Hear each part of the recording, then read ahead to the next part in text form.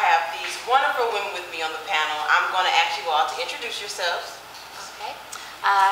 Hi kids, my name is Kendra Allen. I am the annual convention committee planning chairperson. I always mess that up. But the annual convention chairperson for Kansas City, coming to your city in 2017, March 29th through April 2nd. Remember those dates. Excellent. I'm Trina Fletcher, Director of Pre-College Programs for the National Society of Black Engineers. I'm Kia Croom, the Director of Programs Fund Development for the Summer Engineering Experience for Kids at nsbe. Awesome. Now, of course, we just left the breakfast where you ladies, you did speak in regards to nsbe and the SEEK program. With this particular program, it gives kids, that confidence to go on to be future engineers, chemists, and things of that nature. So really quick, just give us some background information on the programs and the organization that you all work for. The National Society of Black Engineers has been around since the 1970s, started at Purdue University, and where we work to, as our mission is stated, to increase the number of culturally responsible Black engineers who, number one, excel academically, number two, succeed professionally, and number three, really positively impact our community. And so with that being said, we have a membership of about 31,000 members that include not just collegiate students, but professional members who were a part of the organization when they were in college, as well as our pre-college initiative students, which range from the ages of 3rd grade, some down 6 years old, all the way up to high school level.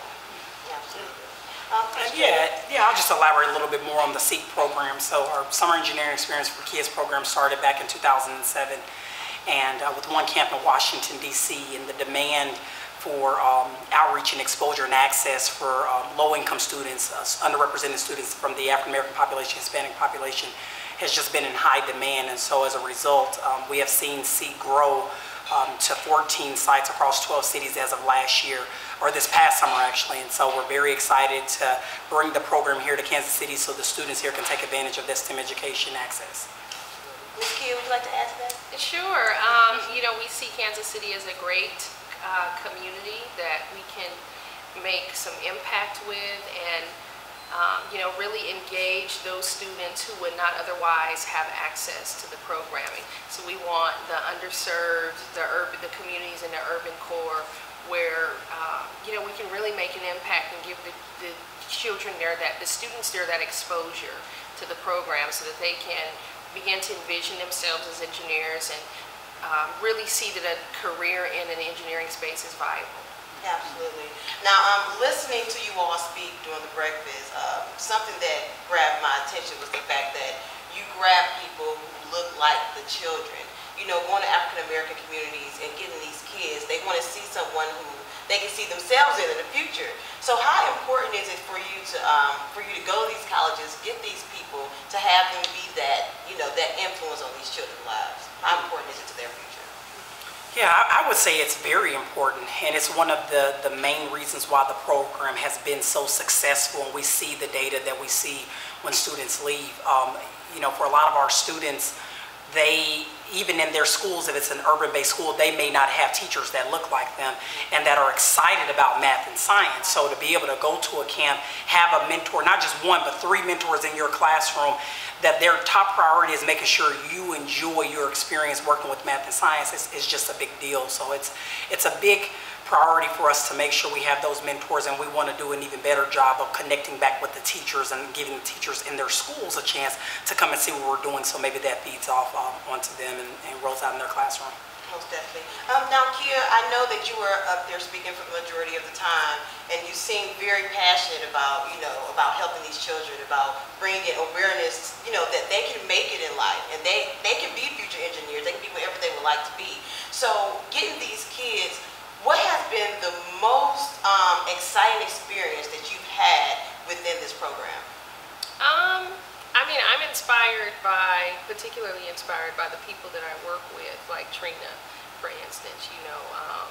People that I see that are, just kind of like breathe and bleed the passion for the program. It's really hard not to, express that excitement, convey that passion. It's almost infectious within the department, the organization that I work in, or my director. At times I see her get emotional, about it, because it's emotional work. We're advocating, like I said, for educational parity. That these kids have access, because it, in my opinion, really makes the difference. I will share that one moment that I had when I visited the DC camp, and I had just gotten hired, and it was like, okay, so the DC camp is going on, make a visit, check it out. And I get there and I see this little girl, she was probably, this camp is 3rd to 5th grade. She was probably 3rd grade. And she was just beaming from ear to ear, just smiling, and she had a trophy because she'd won one of the competitions or something. And I just had to ask her parents, I said, I'm sorry, but do you mind, if I get a photograph of her? And I absolutely won't do anything with it, because she's just absolutely beautiful. And she was so inspired. And, it was just such a beautiful moment. So to see a little girl of color, little boys of color, and thinking about my frame of reference going up in, East Oakland. Some kids don't make it out of communities and neighborhoods like the one that I made it out of, to all the way to the nation's capital to work. So when I say that access is really important, it's really, really important. Absolutely. So those moments, coupled with really dedicated and devoted team members, is what kind of fuels my engine. Absolutely, most definitely. Now I'm gonna ask you a quick question. I'm gonna ask you a quick question. So, like, what are the targeted communities? What communities do you particularly target to get these children into these programs? So we try to target underrepresented communities, and that's can be racial underrepresented, that can be economically underrepresented, that can be just exposure underrepresented. We can have students ranging from just a traditional student of actually going through the high school process and actually transitioning to college at the high school level. But I feel like the audience that we forget about is those students that have been out of the workforce or been in the workforce for some time, and they actually want to go back to get that engineering. Chairman Nelson, who is the national chair of our organization, he's actually one of those students where he started off getting his engineering degree. He went into working in Detroit, Michigan, and then he came back to get a process engineering degree. And so just that story where we forget about those types of students and those untraditional students, we really try to reach them, to those that want to really change their economic standing as well as change their lives. Because once you go into engineering, it really changes your life. It does, most definitely. Now, really quick, what has been the biggest turnaround you have seen in a child that has been put into this program?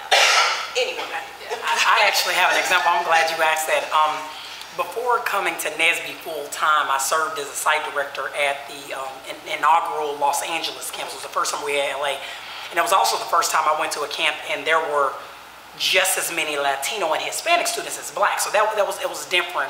It was different for me. But there was one particular student who the principal of the school said could not be in the program because he had behavioral problems. And I said, okay, I get it. I didn't know this.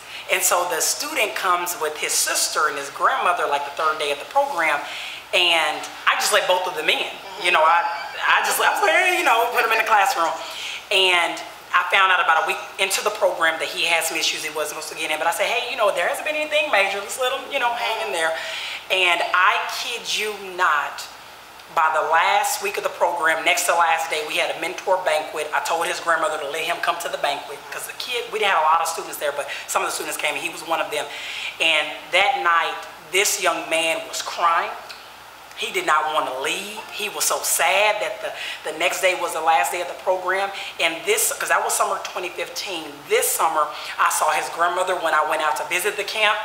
And I saw him, and I didn't get to see him, but I saw his sister. And anyway, my point is that he's doing a lot better in school. I had a chance to have a conversation with the principal, and she said that they saw a change in his behavior throughout the year just because of the 3-week experience that he had during SEEK. So I know I made that little drawn out story, but it's a perfect example of how a short experience as this can be a life-changing event for a student, regardless if it's academic-based, behavioral-based. Yeah, so that was an example for me. Right. And I guess even to add to that, I work with third graders, and we try to incorporate engineering into some of their science classrooms, and some of the students that are considered behavior problems, English second language learners, students, some of the students that are considered special ed, when we get them to doing the hands-on engineering activities, they flourish. They are excited, they are engaged, they want to do more. And I feel like, as Trina stated, sometimes we might want to punish those students that have those behavioral problems without really understanding what's really the cause. But giving them the same opportunity as everyone else is just amazing, because those students just benefit so much from it. Absolutely. Would you like to add anything, Kia? No, I haven't had the pleasure of, doing any hands-on work, but just as a, been a bystander to, those children that tend to exhibit those challenges. I have a middle school student, a son, and, occasionally there are children that act out and, they're cast as, having challenges and this, that, and the other. I think it's remarkable that a program, a 3-week program, could have that kind of impact on a student and just kind of change their thinking, not just about those core subjects, but about school in general, So that's a really positive thing, I would say. Most definitely. Now, I know you all have to go, so I don't want to keep you too long, but really quick, if you were standing in front of a parent who had a child who was probably acting out, and they just thought that they couldn't be helped, what would you tell that parent in regards to having this program fit into their life and change the outcome? I would recommend the program. I mean, I'm not, an engineer, and I don't necessarily, but I don't have to be to have the efficacy in the program. I would say, as a parent of a middle school age son, that programs like these are hard to come by, or they come by with a premium, and that's prohibitive for me. Even as a working professional, sometimes I don't have $3,200, $500 to invest in a 3-week camp for my own son. So to have an opportunity to have, I would tell that parent to have an opportunity to have his, their child participate, is I would say worthwhile, and I would encourage them to, take advantage of it. And I guess to add, because I was going to talk about convention. No, go ahead. I'll add one thing to what Kia said. I would tell that parent that I guarantee you there's a mentor here that went through some of the same things your child went through, and we'll make sure that we get your child connected with them, because one of the biggest pieces of SEEK that it's not told as much, is that the mentoring aspect of this program is just as important as the academic piece. When they get to build a relationship with their mentors and gain that trust, the students are much more comfortable, which allows them to be able to learn and actually have a good time and not have to worry about too many things outside of just being there having a good time and learning. And so I would tell the parents that this is the perfect place for your child to really learn more about themselves, but also learn from people that look like them, and can get them excited about their education. Right, and kind of to add to what these two ladies have said, speaking on the annual convention side, we will be here, National Society of Black Engineers Annual Convention in Kansas City, March 29th through April 2nd. This is an experience where if parents are kind of unsure about SEEK, actually trying to come to convention, we have a program specifically called the Innovations Lab, where it's geared towards pre-college students, so that's anybody 12th grade and under, that really gets the hands-on experience for the students. It really exposes them to the possibilities of engineering. It not only talks about just the mechanical and the chemical engineers, but other types of engineers that people normally forget about, like the packaging engineer, the food engineer, water quality engineer, and this is actually open to the public for this particular event. So if that's something that some of the parents kind of want to see what it's like, they can attend that program, as well as while you are there, you will get to see 11,000 Black engineers that are practicing, that have been through that are going to become engineers, and really just that feeling of having that type of community around you is very overwhelming. And so we invite you as well as your viewers to actually come to that event of the Innovations Lab at annual convention in 2017. That is powerful. 11,000 Black engineers. Yes. That is powerful. So really quick, let us know how can parents sign the children up? How can we get in contact with you ladies if they have any questions? And we'll start with you. So if you have any questions, you can email me at cpcchair. Almost forgot how to spell it. cpcchair at nsbe.org. Or you can get in contact with Mr. Williams Wells at A-STEM Village right here in Kansas City. Yep, you can email us at seek@nsbe.org, nsbe.org, and ask any questions you have in reference to the SEEK program. Would you like to give information? No, I think that, well, you can send inquiries related to fundraising or community partnerships to me at, my name is Kia Croom, to email me at kroom@nsbe.org. And we can get in contact with you as well, Kia, if they want to Absolutely. sponsor. Correct? Absolutely. Okay, the sponsorship. Definitely. So they are looking for sponsorships. If you all want to sponsor, you all want to donate, please do so. We are investing into the future of our children, especially within the African American community. We want to see our children flourish. We want to see them making something of themselves. So for more videos, check us out at whatsupkansascity.net. Support the Seed Camp, support NSBE. We're trying to make something happen with these children. And also remember, if you don't grind, you don't shine, you don't work, you don't eat. So make it make sense, Kansas City. I like Thank you, ladies. Good job. Thank you. If you don't grind, you don't shine. I'm IFBB Bikini Pro Cat Williams, and when I'm not working out in the gym, I'm searching the web on Cascade Media and What's Up Kansas City. So make sure you check them out.